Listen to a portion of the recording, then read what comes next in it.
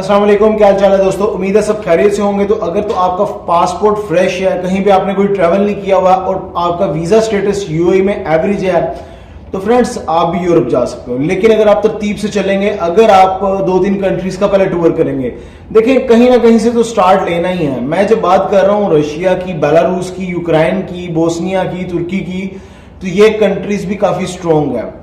अगर हम दूसरे कंट्रीज के साथ इनको कंपेयर करें, एवरेज कंट्रीज के साथ, तो ये काफी स्ट्रॉन्ग इनके वीजा शुमार होते हैं और इतनी आसानी से इनका वीजा भी नहीं मिलते। खास करके अगर मैं यूक्रेन की बात करूं या फिर उसकी बेलारूस की बात करूं या फिर रशिया वगैरह, ये काफी स्ट्रॉन्ग कंट्रीज हैं। तो फ्रेंड्स, आपका पासपोर्ट फ्रेश है। मैं आपको जो तरतीब बता रहा हूं, अगर इसी तरतीब से आप चलेंगे तो आपका डेफिनेटली वीजा मिलेगा। आपका वीजा स्टेटस वो थोड़ा सा ठीक होना चाहिए, एटलीस्ट सेल तक होना चाहिए। बिल्कुल ही आप लेबर कैटेगरी में अगर आपने वीजा लगवाए हुए हैं या मैसेंजर वगैरह के, तो वो उस पर थोड़ी सी डिफिकल्टी हो जाती है और वीजा रिफ्यूज हो जाता है अक्सर। बहुत सारे लोग क्या करते हैं, उनको इस चीज का नहीं नॉलेज होता, वीजा वो परचेज कर लेते हैं लेकिन उनको वीजा स्टेटस से मतलब नहीं होता। जब वो मेरे पास आते हैं, वो काम कोई और कर रहे हैं, वीजा उनका प्रोफेशन लेबर लगा हुआ है और कहते हैं हम लेबर नहीं है लेकिन हमारा वीजा बस ये लगा हुआ है, हमें कुछ कहीं का वीजा मिल जाएगा। तो मैं कहता हूं आपने ये वीजा ही क्यों लिया, आप वीजा स्टेटस चेंज करो। वीजा स्टेटस चेंज करने में टाइम पैसा भी नहीं लगता था, 300-400 दिरहम में I think so visa status change हो जाता है अगर सेम कंपनी है आपकी।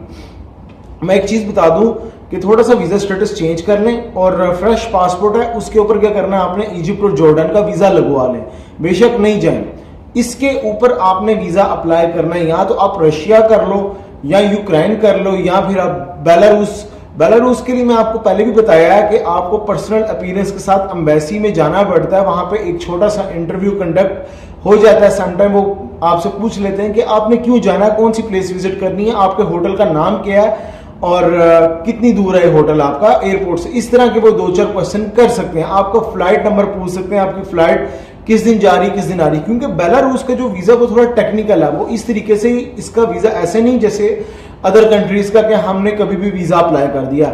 सबसे पहले इसकी होटल बुकिंग कंफर्म करवानी पड़ती है, पैसा पे करना पड़ता है होटल बुकिंग का। वहां पे आप जाके उसी होटल बुकिंग से स्टे कर सकते हो। और फिर सेकंड चीज ये चेक करनी होती है कि जो हमने होटल बुकिंग करवाई है वो फ्लाइट के साथ मैच कर रही है नहीं कर रही। जो आपने फ्लाइट पकड़नी है, दुबई से जा रही है, 2 ही फ्लाइट्स हैं, या तो फ्लाई दुबई है या उनकी अपनी एयरलाइन है। जो उनकी अपनी एयरलाइन है वो कर ले, फ्लाई दुबई करेंगे, हर रोज नहीं चलती हैं ये, तकरीबन हफ्ते में 4 दिन के वक्फे के साथ चल रही है, कुछ 3 दिन के वक्फे के साथ चल रही होती है। तो आपको होटल बुकिंग कंफर्म करवा के एम्बेसी में देना होता है। अगर आपने आज से 3 दिन या 4 दिन की बुकिंग करवा ली और आगे आपको फ्लाइट नहीं मिल रही, फ्लाइट 2-3 दिन बाद मिल रही है, तो वो आपको एम्बेसी एक्सेप्ट नहीं करेगी। तो इस चीज को बहुत ज्यादा ख्याल करना पड़ता है। तो आप अगर खुद करोगे तो उसमें थोड़ी प्रॉब्लम आ सकती है। बेहतर यही किसी कंसल्टेंट का आप सहारा लेके ये बुकिंग वगैरह कर लो।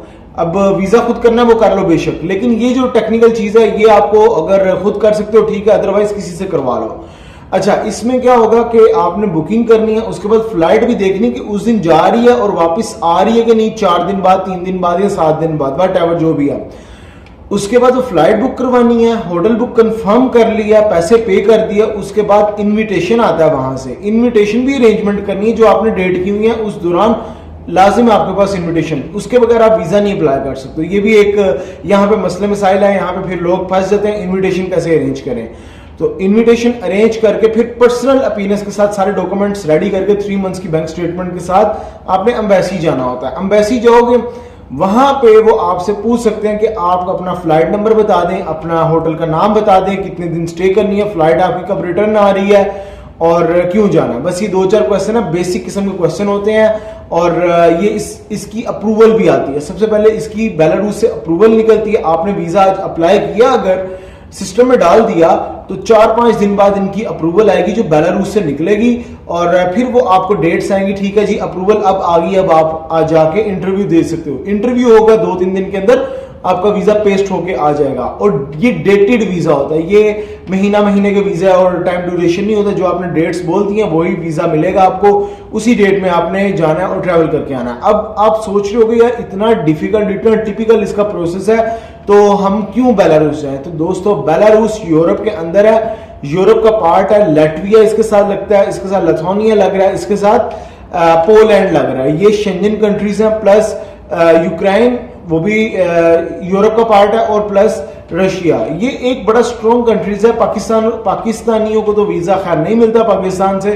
अगर यहां से कोई बंदा आपका प्रोसेस करके दे रहा है, आपको जरूर इस चीज का फायदा उठाना चाहिए, जरूर बेलारूस में जाना चाहिए। इसकी वीजा की वर्थ भी और उसकी स्ट्रेंथ्स भी काफी मायने रखती हैं। और नेक्स्ट, जब आप यहां से होके आते हो और शेंजन के लिए अप्लाई करते हो, तो आपके 70% 80% चांस इंक्रीज हो जाते हैं। इस वीजा से पहले मैंने बताया आपको इजिप्ट जॉर्डन लगाना बेशक नहीं जाना, बस पासपोर्ट पे आपका होना चाहिए ब्लैंक पासपोर्ट। बेलारूस को जाके नहीं पकड़ाओ तो वो आपका वीजा रिफ्यूज कर देंगे। ब्लैंक पासपोर्ट कभी नहीं देना। एक तो वीजे ये जल्दी मिल जाते हैं, 4-5 दिन के अंदर ये दोनों वीजा प्रोसेस हो जाएंगे इजिप्ट और जॉर्डन के। उसके बाद आपने इसी के ऊपर बेलारूस का वीजा लगवा लेना है, और उसके साथ ही आप यूक्रेन का भी वीजा प्रोसेस करो, क्योंकि ये दोनों बॉर्डर्स हैं और यहाँ पे फ्लाइट भी चीप पड़ेगी। आप एक ही वक्त में 2 कंट्रीज को ट्रेवल कर सकते हो, क्योंकि ये भी डेटेड वीजा होता है यूक्रेन का, और इसकी भी इनविटेशन आना होता है। इनविटेशन आपको तकरीबन 5 से 7 और 7 से 10 दिन के अंदर इनविटेशन आ जाता है, और उतनी देर में अपना प्रोसेसिंग कर लो, डॉक्यूमेंट्स अरेंजमेंट करो। इसकी VFS ग्लोबल में जाकर सबमिट करवाना होता है, और इसकी किसी भी किस्म की कोई अपॉइंटमेंट नहीं लेनी पड़ती। नो डाउट ये वीजे दोनों एक्सपेंसिव पड़ते हैं, लेकिन इन वीजा की वर्थ है। अब बहुत सारे लोग ये कहेंगे कि हम यूक्रेन से डिपोर्ट हो जाते हैं। जो यूक्रेन से डिपोर्ट होने का जहां तक मामला रहा, वो आपको अपने साथ कुछ डॉक्यूमेंट्स कैरी करने पड़ते हैं। वो डॉक्यूमेंट्स मैं आपको बता सकता हूं। अगर आप सारा प्रोसेस करते हो, आपके साथ डॉक्यूमेंट्स होंगे। जब एयरपोर्ट पे जाओगे, वो डॉक्यूमेंट्स आपने दिखाने के, जी ये डॉक्यूमेंट्स हैं, मुझे ये कंपनी इनवाइट किया, मुझे इस कंपनी ने बुलाया। वो आपसे पूछेंगे उस कंपनी का नाम वगैरह, वो सारी तैयारी मैं करवा दूंगा, डॉक्यूमेंट्स भी आपको दे दूंगा।